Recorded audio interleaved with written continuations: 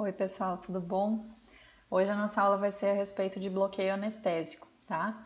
O bloqueio anestésico é bem importante que a gente saiba fazer um bom bloqueio, porque ele nos ajuda muito a fazer o procedimento com tranquilidade, a deixar o paciente mais tranquilo e mais confortável durante o procedimento e principalmente ele pode nos ajudar bastante em termos de resultado do procedimento, tá? Porque o paciente quando está com muita dor, às vezes a gente não consegue fazer adequadamente, a gente, por exemplo, num microagulhamento, a gente não consegue colocar a pressão que a gente gostaria, num laser a gente não consegue pôr a potência que a gente gostaria. Então, a anestesia, ela é muito importante, tá? A gente vai ter depois algumas aulas demonstrando anestesia subcutânea. Hoje a gente vai falar só do bloqueio, tá?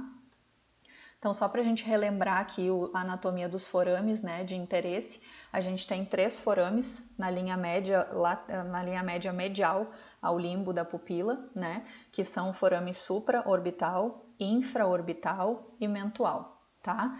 Depois, um nervo de muito interesse para a gente é o nervo supratroclear, tá? E o ramo do bucal, que a gente vai falar aqui, o ramo bucal do nervo trigêmeo, é possível de ser bloqueado com uma anestesia no subcutâneo e pode nos ajudar bastante nos procedimentos que a gente vai tratar com missura labial, certo? Então, só para lembrar que eles são ramos do trigêmeo, né? Todos esses nervos que a gente tem interesse em questões de anestesia, tá? O primeiro ramo do trigêmeo vai inervar toda a fronte, pegando o olho aqui e a região do nariz. O segundo ramo vai inervar toda a parte medial da face e o terceiro ramo toda a parte lateral, aqui temporal e mandibular, certo? Aqui de novo, só para mostrar para vocês toda a inervação do trigêmeo, toda a dispersão dele pela face e as zonas que cada um dos 3 ramos atinge. Então, como é que a gente vai conseguir achar os forames de interesse, né? A gente traça uma linha que passa medial ao limbo da pupila, tá? Então, a gente vai traçar uma linha vertical na face, essa linha vai passar medial ao limbo pupilar e a gente vai encontrar ao longo dessa linha o forame supraorbital, tá? Aqui, logo abaixo do rebordo ósseo, mais ou menos 5 a 8 milímetros do rebordo ósseo aqui da órbita, a gente vai achar o forame infraorbital. E lá embaixo, mais ou menos 11 milímetros, olha que legal aqui que a gente consegue visualizar isso. Canino, primeiro, segundo premolar, tá? Segundo premolar, mais ou menos 11 milímetros para baixo, 1,1 centímetros para baixo do segundo premolar, a gente vai ter o nosso forame mentual, certo? O supratroclear não é um forame, ele até deixa uma marquinha na órbita, mas ele vem de dentro da órbita esse nervo, certo? E o bucal ele vem pelo subcutâneo. Então, aqui só para a gente lembrar do forame supraorbital, a gente tem algumas medidas que são mais ou menos fixas. É óbvio que a gente tem variações anatômicas, mas essas medidas nos ajudam muito, principalmente quando a gente está começando a conseguir achar o forame, tá? Então, a gente pode traçar essa linha, mas se a gente quiser achar especificamente o supraorbital, se a gente fizer uma linha na linha média aqui da glabela, dividir a face do paciente ao meio, o forame supraorbital vai estar a 27 milímetros dessa linha média, tá?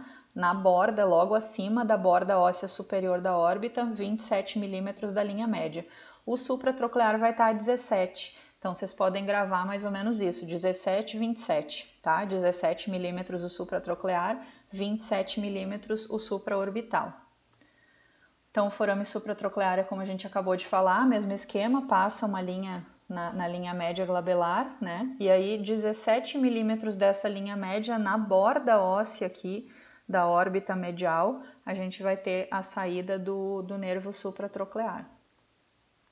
Aqui só para a gente relembrar então os forames, né, nessa peça de dissecação, é uma peça muito bonita que mostra muito bem a vascularização e a gente consegue ver que quando a gente rebate frontal, corrugador, tudo ali, chega no osso, né, no rebordo ósseo da órbita e no osso frontal, a gente consegue ver o nervo, a veia e a artéria supraorbitais, tá?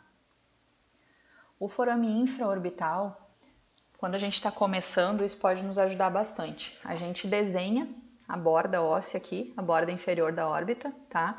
E a gente vai traçando aquela linha média na região medial do limbo pupilar, 5 a 8 milímetros para baixo desse rebordo ósseo aqui da órbita, a gente vai ter o forame infraorbital. Se o paciente tem uma face mais magra, a gente vai conseguir vir palpando e sentir esse afundamento aqui da maxila, tá? Quando o paciente tem uma face um pouquinho mais gordinha, que nem a minha, que tem um coxim gorduroso maior, fica mais difícil de palpar. Então, por isso que é importante a gente ter essa noção de linha média no limbo medial pupilar, de traçar essa linha, de palpar o rebordo e aí conseguir medir ali 0,5, 0,8 milímetros para baixo, vai estar o nosso forame infraorbital, tá? Então, aqui mostrando o forame infraorbital, essa peça mostra ali em cima também a veia supraorbital, a veia supratroclear, né? A gente consegue ver saindo aqui da região da órbita também, mas o nosso interesse aqui é enxergar a artéria infraorbital sendo pinçada. Ali naquela foto inferior a gente consegue ver bem isso, tá? Vocês percebam que tem músculo, tem gordura nessa zona, fica difícil a gente conseguir palpar bem o forame às vezes, tá? Às vezes quando a gente palpa assim com mais força, o paciente reclama que doeu um pouquinho, é sinal que a gente está em cima do forame, tá? Então o forame mentual, como a gente já mostrou aqui na nossa peça, esse aqui é o péricles, a gente tem o canino, né? Os dentes aqui da região inferior da mandíbula, o canino, primeiro premolar, segundo premolar, tá? A 11 milímetros do segundo premolar, a gente vai ter o nosso forame mentual, certo? Por isso que quando os dentistas vão fazer anestesia por dentro da boca, que geralmente é essa que eles utilizam, eles se guiam para fazer a anestesia do nervo mentual pelo segundo premolar. Então, chega no segundo premolar, coloca ali a nossa agulha, mais ou menos 1 centímetro e pouquinho para baixo e faz a anestesia, certo? Por dentro ou por fora da boca? Não tem nada que, não tem nenhum estudo mostrando, não, esse aqui tá certo, esse aqui tá errado. Tanto que os dentistas fazem por dentro da boca desde sempre e tá certo, né? Mas a gente, para fazer estética, eu particularmente, essa é a minha opinião, eu acho que por fora da boca fica melhor, tá? Por questões de contaminação, de higiene, mas assim, se vocês, alguém de vocês, faz por dentro da boca muito bem há 20 anos e é expert nisso, continue fazendo por dentro da boca, essa é a minha opinião, tá? Eu prefiro fazer por fora por questões de contaminação, em termos de efetividade, é obviamente a mesma efetividade para todos os casos, tá? Eu gosto muito dessa foto que eu queria mostrar para vocês, que um jeito também legal da gente se guiar para saber onde é que está o forame mentual é lembrando que ele está abaixo do abaixador do ângulo da boca, tá? Então ele está abaixo do depressor do ângulo oral, que é aquela musculatura que se insere aqui no cantinho da comissura, vem mais ou menos para cá e faz esse desenho aqui. Então ele sempre vai estar mais ou menos aqui por baixo, tá? O nosso forame, a gente já vai mais ou menos por ali. Se vocês se guiarem assim um pouquinho, meio centímetro para a região lateral da comissura, descendo mais ou menos 1 centímetro aqui para cá, a gente vai estar mais ou menos na nossa zona do forame mentual, tá? Então ele fica escondido pelo depressor do ângulo da boca, certo? E a anestesia do nervo bucal, que eu falei para vocês que ela pode ser importante, né? Não é necessária, tá? Mas é uma carta na manga, é um trunfo, se vocês quiserem anestesiar essa região da região bucal, como o próprio nome fala, né? Da gordura bucal e tudo mais, e se vocês quiserem ajudar em algum procedimento labial que seja muito doloroso, né? Que a gente precise de uma anestesia dessa zona, o bloqueio do bucal é muito bem-vindo. Tá? Então aqui a gente vai ter o nervo bucal, né? Ele vem no subcutâneo profundo, né? Deitado ali em cima da musculatura. Então a gente não pode anestesiar superficial, não é uma anestesia dérmica, né? A gente tem que anestesiar um pouco mais profundo, né? Lá embaixo do coxim gorduroso. E a gente vai fazer mais ou menos 0,5, 1 ml de anestésico ali, profundo, injeta, aspira. E o jeito da gente achar é mais ou menos 2 centímetros para o lado da comissura. Tá? Mais ou menos 2 centímetros para o lado da comissura bucal, a gente entra ali e faz o nosso bloqueio. Então, qual é o anestésico que a gente vai utilizar e quais são as quantidades usadas? A gente não tem um protocolo fixo, vocês sabem que isso tudo é muito variável, depende da dor do paciente, se o paciente é mais tolerante ou não à anestesia, tem pacientes que demoram mais para a anestesia pegar, então às vezes a gente faz uma quantidade maior também para conseguir fazer esse efeito mais rápido, né? Mas isso aí não tem um protocolo formado. Existe um consenso de que a gente geralmente injeta 1 ml de anestésico em cada forame, tá? Então a gente geralmente injeta 1 ml no supraorbital, 1 ml no infraorbital e 1 ml no mental. O troclear, já que o supratroclear ele está do ladinho do supraorbital e ele acaba pegando por difusão essa anestesia, a gente geralmente coloca meio ml. Costuma ser muito bem, costuma ser suficiente, não precisa mais do que isso. Mas se alguma, tá reclamando que tá doendo aqui, alguma coisa assim, então vamos botar mais um pouquinho no supratroclear, tá? Tá fazendo um laser muito agressivo, acha um fenol, acha que o paciente vai sentir muita dor, pode colocar 1 ml, mas geralmente meio ml no supratroclear é suficiente, tá? 1 ml no supraorbital, meio no supratroclear.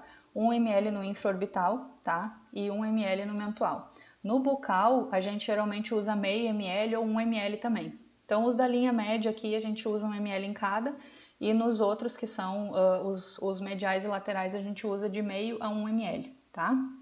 Em termos de plano, onde é que a gente vai injetar esses anestésicos? Então, geralmente, quando a gente tá... Primeira coisa, uma coisa muito importante, o anestésico não precisa ser injetado no nervo, tá? Vocês não tem que colocar dentro do nervo o anestésico, eu tô tocando o nervo aqui para injetar o anestésico. Ele vai se difundir para aquela região, tá? Então, vocês têm que saber aqui da linha média, vocês não precisam tocar no nervo aqui na borda óssea da órbita superior, aqui no início do frontal, para saber que está no osso e injetar no supraorbital. Não precisa fazer isso. Vocês podem entrar por aqui e injetar no subcutâneo profundo, assim, justa ósseo, tá? Abaixo da musculatura, mas não precisa ficar tocando o osso em 90 graus. Vocês podem injetar aqui, deitadinho. 1 ml no supraorbital, mesmo esquema, deitadinho no subcutâneo profundo, por baixo da musculatura, né, justa ósseo, mas sem estar em 90 graus com o osso, no supratroclear também, tá? No bucal a gente não pode pôr em 90 graus nunca, porque se a gente botar em 90 graus a gente vai fazer anestesia intraoral, né, vai atravessar, transfixar toda a bochecha do paciente e vai fazer anestesia lá dentro. Então também, subcutâneo profundo, ângulo de 45 graus mais ou menos, aspira e injeta o nosso anestésico. Tá? Os únicos que a gente pode tocar no osso, geralmente a gente toca, né, quando faz a via externa, é fazer o infraorbital e o mental, mas também não é necessário. Se a gente traçou a linha, a gente sabe que está na zona, não precisa chegar exatamente no osso, coloca ali e aspira. Sempre aspira, tá? O anestésico injetado intravascular, ele pode dar reações inadvertidas, assim, que a gente não espera no paciente. O paciente pode fazer uma arritmia, pode fazer uma parada, tá? Mais de uma vez, eu já aspirei no infraorbital e veio sangue na mesma hora, tá? Então, eu estava arriscando ali sair injetando intraarterial. Pode ser que não aconteça nada, pode ser que o paciente tenha uma arritmia, certo? Então, é importante a gente aspirar sempre, tá? E qual anestésico que é o de escolha? O de escolha principal da maioria dos colegas é a lidocaína, né? É o anestésico de consenso também, né? Mais uma vez, não é uma questão de ter certo ou errado. Existe um consenso de que a gente está fazendo um procedimento ambulatorial, um procedimento estético, no nosso caso, né? O nosso curso é para isso. Então, por que a gente vai oferecer um risco desnecessário para o nosso paciente? Um anestésico mais tóxico, um anestésico que tenha uma dose mais controlada, um anestésico que não seja tão seguro, só para dizer que ele anestesia um pouco mais e por mais tempo, se a gente só precisa de um tempo reduzido de anestesia.